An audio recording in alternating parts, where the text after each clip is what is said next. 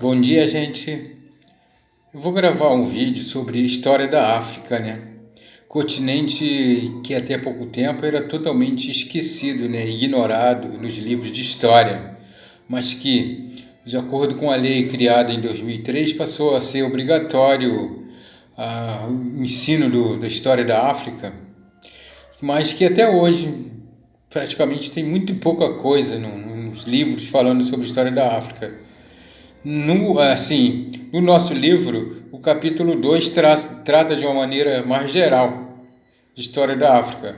No sexto ano fala de Egito, de outras culturas, mas ninguém fala das culturas africanas das quais a gente descende, né? Entre as quais bantus, iorubás, etc. Assim, para começar, a gente vai começar com uma lenda da criação do mundo para os iorubás. É bom dizer que a gente tem raiz também na cultura iorubá, tá? Para a gente esquecer os preconceitos, todos os preconceitos que a gente tem quando se fala de religião africana. Então eu vou falar de uma lenda, né? Podemos chamar de lenda, da criação do mundo para a cultura iorubá. De acordo com a crença iorubá, o mundo começou no Ilê Ifé, quando o orixá Obatalá comunicou ao Deus Supremo Olodumaré o seu desejo de criar a terra, chamada de Ilê Ayé. Como na época o Ilê Ayé era apenas água primordial, Olodumaré deu ao Obatalá um punhado de terra que deveria ser jogado sobre a água, e uma galinha ficaria encarregada de espalhá-la sobre a superfície, dando origem às porções de terra do planeta. Segundo a história, Obatalá perdeu a oportunidade de ser o criador do mundo ao embriagar-se com um vinho de palmeira, chamado Emo, restando-lhe a tarefa de criar a humanidade a partir do barro, enquanto Olodumaré daria o sopro da vida aos indivíduos. Por esta razão, os filhos de Obatalá, que se espalharam pelo mundo, foram proibidos de consumir bebida alcoólica, tradição que se mantém até hoje entre seus seguidores. Então, essa é uma das múltiplas visões sobre a origem da humanidade, crenças que são a base da cultura de cada povo, com explicações tão diferentes entre si, mas que carregam pontos comuns como respostas às negações. De onde viemos? Ou como surgiu o mundo? Justificando os hábitos e costumes. Então, gente, essa é a tradição dos iorubás. A gente tem a nossa tradição, né, de que o homem surgiu a partir de Adão e Eva, etc. Tudo são explicações válidas de acordo com cada cultura. Então, gente, como eu estava falando antes, falar de cultura africana é uma coisa muito importante nos dias de hoje, porque a África é vista de maneira muito estereotipada, né? Quando se fala de África, só se pensa nas tribos, né? Naquelas tribos que vivem lá no meio da África. Não se pensa em mais nada, não se pensa que existiam reinos, que tinham reis, que tinham muita riqueza. E de fato tinham e têm até hoje, né? Existem países na África que não são exatamente países pobres, como Nigéria, África do Sul, mas a gente vê a África só por esse ângulo aí da pobreza, né? A gente vê um preconceito também pelo ângulo do atraso. E não é por aí. As coisas não funcionam desse modo. Então, para poder falar de África, a gente precisa destacar algumas especificidades, algumas nuances. Por exemplo, muito poucos documentos têm sobre a história da África. Se conhece a história da África pela tradição, né? Ou seja, a tradição oral.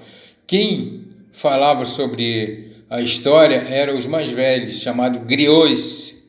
Os griots eram fundamentais para difundir a cultura africana. Eles eram, então, muito valorizados por toda a sociedade. Esses griots contavam as histórias dos antepassados. Muitas dessas histórias que hoje conhecemos, ou quase a sua totalidade, foram contadas pelos griots. Talvez seja por isso, não tenho dúvida, talvez não é verdade, né? É por isso que a história da África não era valorizada, porque a história, quando surgiu como ciência, no século XIX, ela valorizava documentos escritos, e na África quase não existe documentos escritos. Por isso, países que não tinham documento escrito, ou populações, né, civilizações que não tinham documentos escritos, eram consideradas como civilizações pré-históricas. Nesse sentido, se for considerar por esse prisma, até hoje a África estaria na pré-história. Vamos lá. Vamos esquecer, né, todos esses estereótipos sobre a África e considerá-los como o quê? Como povos ricos de cultura. Ricos de cultura. E vamos esquecer também os preconceitos em relação à cultura africana, inclusive sobre as religiões de matriz africana. Os griots, como eu disse, né, que passavam a história para frente e eles eram muito valorizados nessas culturas. Gente, vocês sabiam também que o Brasil é o país que tem a segunda população negra do mundo? O Brasil só perde para a Nigéria em população negra, sabia disso? O Brasil tem mais de 100 milhões de negros hoje, mais de 100 milhões de negros. Só perde para a Nigéria, que tem uma população muito grande, né? E predominantemente negra. Só perde para a Nigéria, que fica na África. O Brasil, portanto, é como se fosse uma África. Tem mais de 100 milhões de negros. É como se fosse uma África, não. Só corrigindo o que eu falei, é como se fosse um país africano, né? E como se fosse o segundo maior país africano em população negra.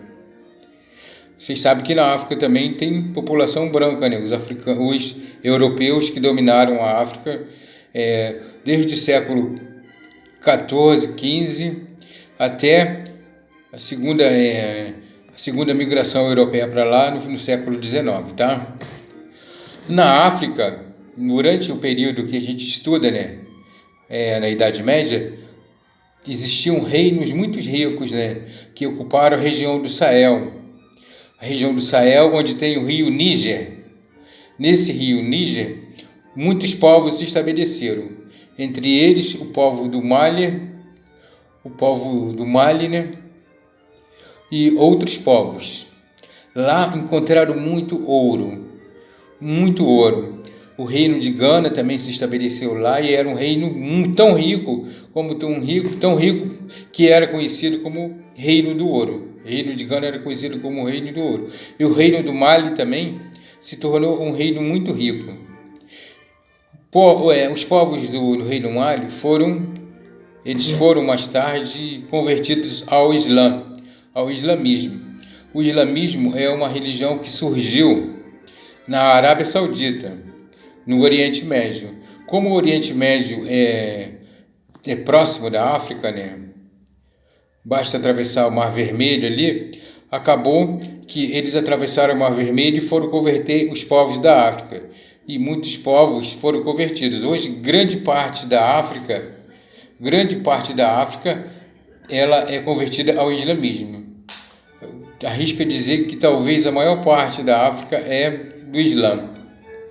Então, o rei do reino do Mali foi convertido ao islamismo e ele foi conhecer a Arábia Saudita.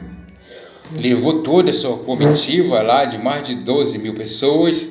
Chegando lá, ele começou a ver um montão de objetos e coisas que ele gostou e gastou, pasmem você, gente, mais de 12 mil quilos de ouro comprando objetos. E a comitiva desse rei tinha mais de 15 mil pessoas. Nossa Senhora! Chegou lá com esse povo todo e gastou muito dinheiro. Muito dinheiro, né? Aliás, ouro que era considerado dinheiro naquele tempo.